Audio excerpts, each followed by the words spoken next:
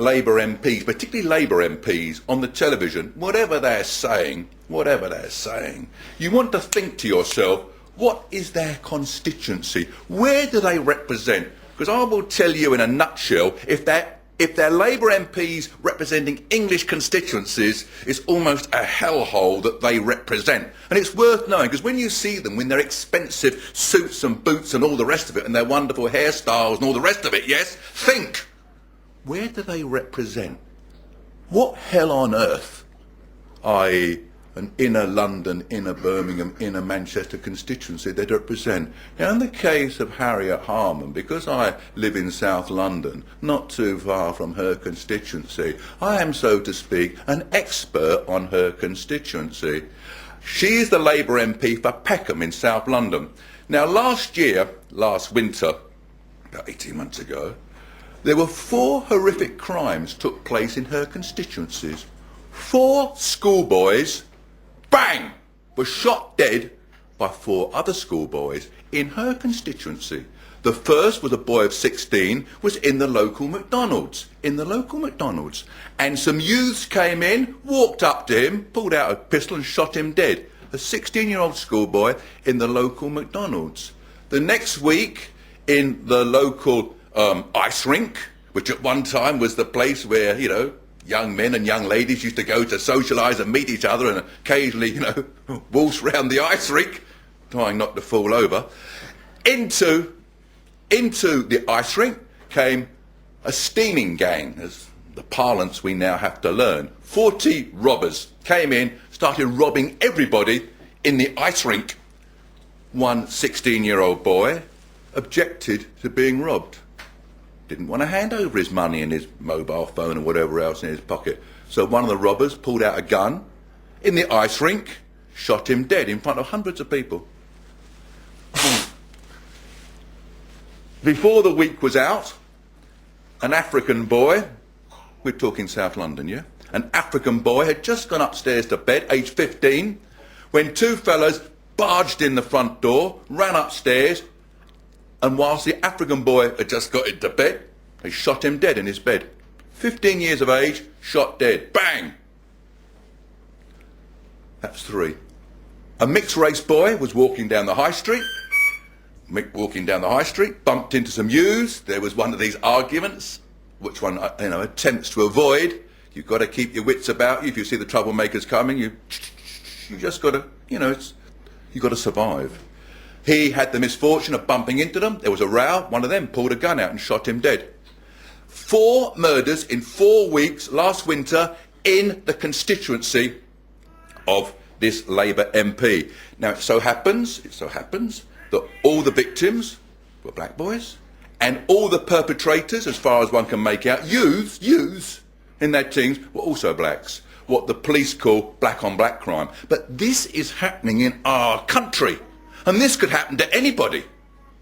A Polish young woman in New Cross, up the road from Peckham, was phoning on a mobile phone back to Poland. I don't know whether she was saying, I'm getting out of this madhouse, or whether she was telling her mates to come over here. But what happened to her? She was on the mobile phone.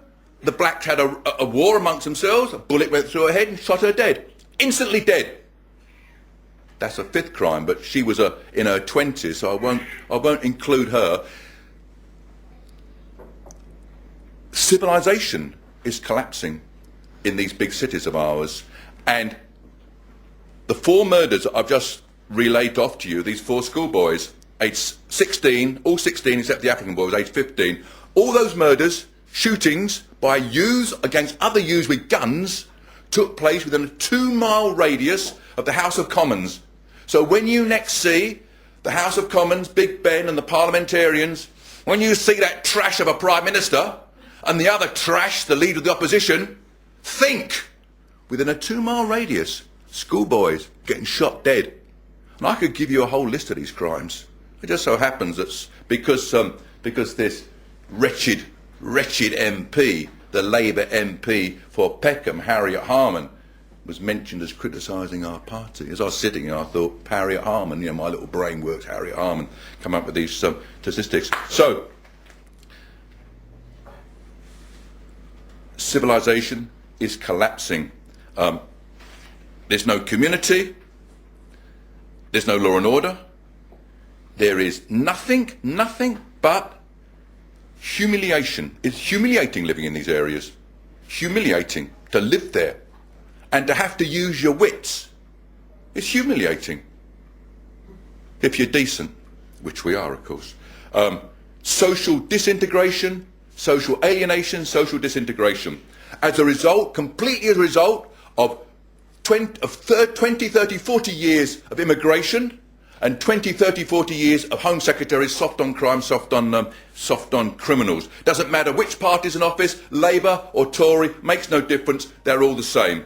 They are all the same. And this party, Mr. Chairman, was set up to oppose this betrayal of our British people. And I will suggest to you, Mr. Chairman, that the time has now come, with a good conscience, for us to go on the counter-attack and to politically, democratically, responsibly, through the ballot box, attack Lib, Lab and Con. And we can do it because we now have the British people with us. As you have so wonderfully proven here in your, may I call it a little town? A little fine town, which has been here a long time. I was standing on the bridge there, where you got that goes over the river there, and you've been around, as have all English towns for at least 1,000 years. Yes, at least 1,000 years. There's a whole plaque by the town hall on the river on the bridge there. We've been here a long time, but we have a problem. We have a problem with our politicians. But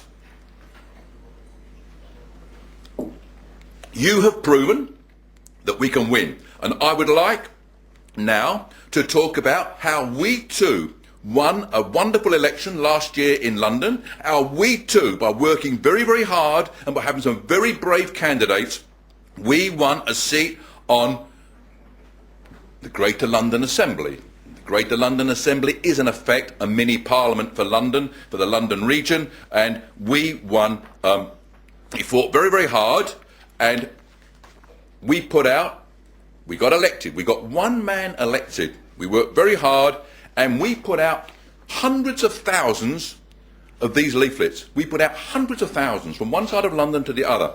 And it's a wonderful leaflet, It shows London as it used to be, the changing face of London. It shows London how the older ones of us remember. Here it is. Here is a street party. I think the street party where everybody is white and everybody is happy. I think the street party might have been at the Queen's Jubilee in 1977, or it's possible, because my fantastic experience of this world goes back to 1952. I can remember the Queen's coronation. I was about 10 years of age then. I remember that. And, us kids were all taken to the seaside. It was, in 1952, we was all put in a charabanc and went off to the seaside. Believe me, in 1952, that was a minor miracle. To go to the seaside was a minor miracle. The war hadn't ended long after that period. It was a minor miracle. So anyway, we was all happy. And as it says underneath this photograph of the Queen's, either coronation or Jubilee, consider, this is the way that London used to be. A city at ease with itself, friendly, happy and secure. A capital city with a sense of community. Listen, in the 1950s, I'm not saying that life was perfect. There were plenty of problems in the 1950s, but we didn't have muggers, we didn't have suicide bombers, we didn't have kids sticking damn needles in themselves, and you could walk down the street, go on a train, go on a tram. When I was a kid, we didn't have a car because people didn't have cars in the 1950s, but we would go and visit my uncle who lived up the road. And, then at the end of the little visit, we'd come out, stand across the road and wait for the bus. And because, times are hard, you had to wait a long time for a bus. But when it came round the corner, the bus to us was like civilization. It was all lit up, warm, and it took you home. You didn't have to think of youths coming on the bus. But that was before these traitorous politicians got their act together. That was London as it used to be, and this is the threatening London we've got now. And underneath it, there's the question, is this what you really want? Is this what you really want? I tell you, this is the best leaflet